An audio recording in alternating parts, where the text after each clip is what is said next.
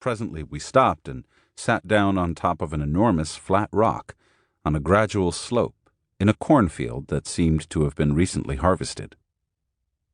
"This is the original setting," Don Juan said to me. "We'll come back here a couple more times during the course of my explanation." "Very weird things happen here at night," Genaro said. "The Nagual Julian actually caught an ally here. Or rather, the ally." Don Juan made a noticeable gesture with his eyebrows, and Genaro stopped in mid-sentence. He smiled at me. "It's too early in the day for scary stories," Genaro said. "Let's wait until dark." He stood up and began creeping all around the rock, tiptoeing with his spine arched backward.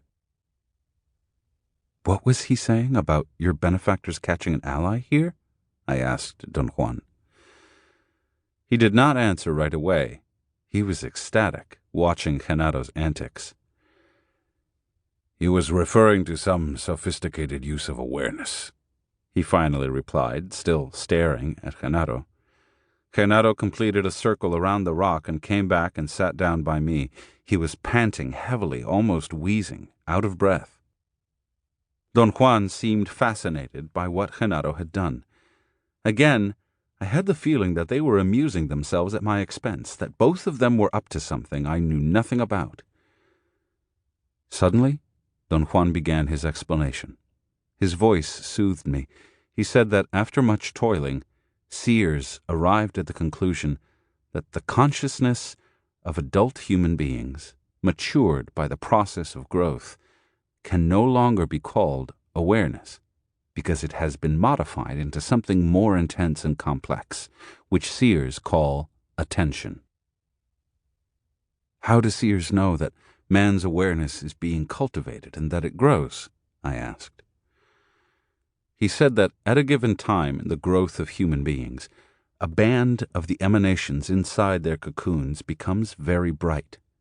As human beings accumulate experience, it begins to glow. In some instances, the glow of this band of emanations increases so dramatically that it fuses with the emanations from the outside. Seers, witnessing an enhancement of this kind, had to surmise that awareness is the raw material and attention the end product of maturation. "How do seers describe attention?" I asked. "They say that attention is the harnessing and enhancing of awareness through the process of being alive," he replied. He said that the danger of definitions is that they simplify matters to make them understandable. In this case, in defining attention, one runs the risk of transforming a magical, miraculous accomplishment into something commonplace. Attention is man's greatest single accomplishment. It develops from raw animal awareness until it covers the entire gamut of human alternatives.